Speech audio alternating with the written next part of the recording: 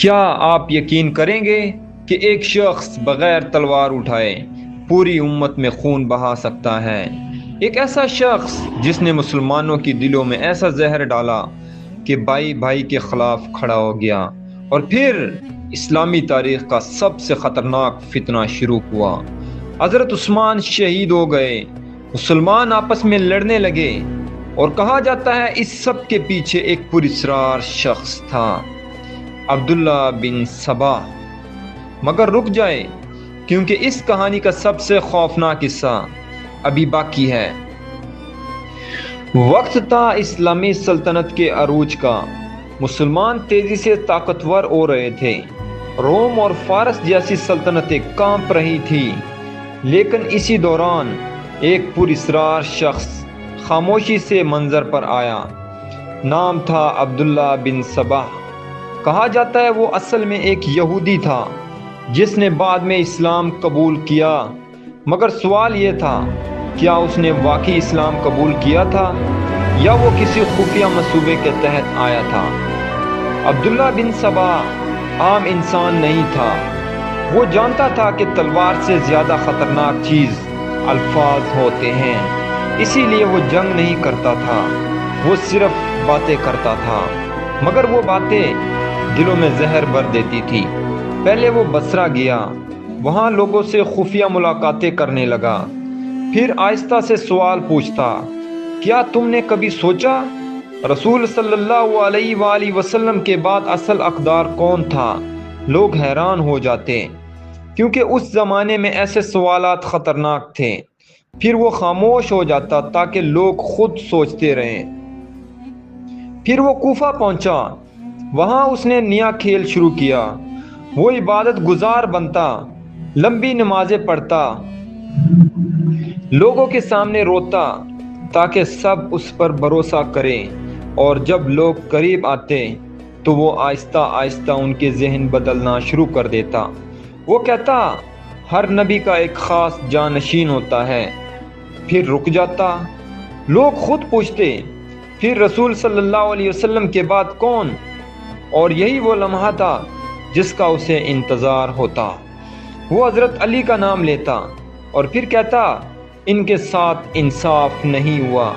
یہ جملہ آگ کی طرف پھیلنے لگا۔ عبداللہ بن سبا اب مصر پہنچ چکا تھا۔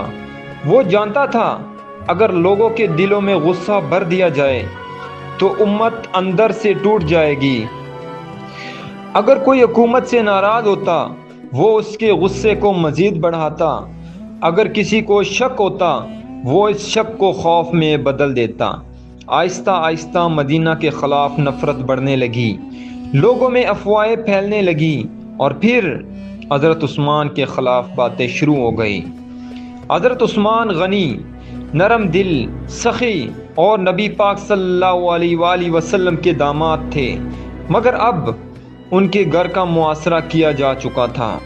مدینہ کی گلیاں خاموش تھی، لوگ خوفزدہ تھے، اور گھر کے اندر حضرت عثمان قرآن پڑھ رہے تھے۔ سوچے، ایک ایسا صحابی جس سے فرشتے بھی حیا کرتے تھے، آج اپنے ہی لوگوں میں گر چکے تھے۔ پھر اچانک دروازہ توڑا گیا، لوگ اندر داخل ہو گئے، اور پھر تاریخ کا ایک سیاہ ترین لمحہ شروع ہوا۔ حضرت عثمان کو شہید کر دیا گیا۔ کہا جاتا ہے قرآن کے صفحات پر خون کے قطرے گر گئے تھے۔ وہ منظر آج بھی مسلمانوں کے دل دہلا دیتا ہے۔ مگر رک جائے، اصل تباہی تو اب شروع ہوئی تھی۔ حضرت عثمان کی شہادت کے بعد مسلمان تقسیم ہونا شروع ہو گئے۔ پھر وہ ہوا جس کا دشمن انتظار کر رہا تھا۔ مسلمانوں کے سامنے کھڑے ہو گئے۔ جنگ جمل، جنگ صفین، امت ٹوٹنے لگی، خون بہنے لگا، اور ہر طرف افراتفری پھیل گئی۔ کچھ روایات کہتی ہے عبداللہ بن سبا انہی فتنوں کے پیچھے تھا۔ وہ خاموشی سے آگ بھڑکاتا رہا، لیکن یہاں کہانی ایک خطرناک موڑ لیتی ہے۔ کچھ مورخین کہتے ہیں عبداللہ بن سبا واقعی موجود تھا، جبکہ کچھ کہتے ہیں اس کی کہانی کو بڑھا چڑھا کر بیان کیا گیا۔ اور بعض تو یہ بھی کہتے ہیں کہ شاید ایسا کوئی شخص تھا ہی نہیں۔ تو پھر حقیقت کیا ہے؟ کیا وہ واقعی امت میں فتنہ ڈالنے والا شخص تھا، یا تاریخ نے اسے ایک علامت بنا دیا؟ لیکن ایک حقیقت ایسی ہے جس پر سب متفق ہے، جب مسلمان آپس میں لڑتے ہیں تو دشمن مضبوط ہو جاتا ہے۔ افواہیں، جھوٹ اور نفرت امت کو اندر سے توڑ دیتی ہے، اور یہی اس پوری کہانی کا سب سے خطرناک سبق ہے۔ مگر ٹھہریں، کیونکہ عبداللہ بن سبا صرف آغاز تھا، اصل طوفان تو بعد میں آیا۔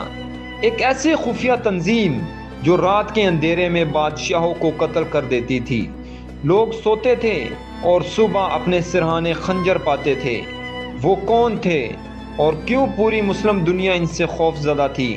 اگلی ویڈیو میں ہم ہشاشین کے خوفناک راز کھولیں گے۔